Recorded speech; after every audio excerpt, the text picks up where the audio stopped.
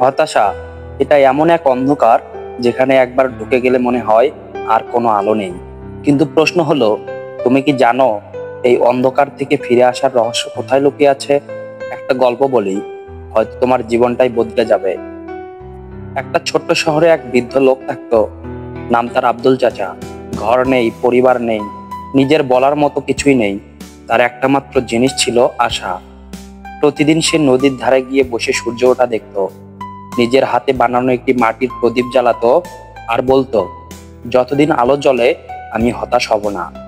একদিন শহরের এক তরুণ আসিফ চাকরি হারিয়ে হতাশ হয়ে নদীর ধারে বসেছিল। হঠাৎ সে দেখে এই গরিব মানুষটা হাসি মুখে প্রদীপ জ্বালাচ্ছে।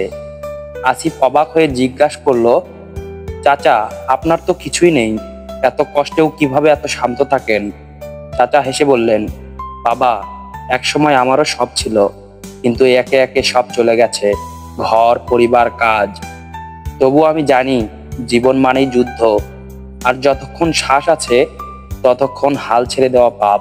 তুমি জানো, আমি প্রতিদিন এই প্রদীপটা জ্বালাই এটা মনে করিয়ে দিতে, অন্ধকার যত গভীর হয় ভোরটা তত সুন্দর হয়। আসিফ সেদিন কিছু না বলে চলে যায়, কিন্তু পরদিন থেকে সে আবার শুরু করে নিজের জীবন গড়ার লড়াই। আজ সে একজন সফল উদ্যোক্তা, আর সে বলে, আমার জীবনে আলো ফিরেছিল এক মাটির প্রদীপের কারণে।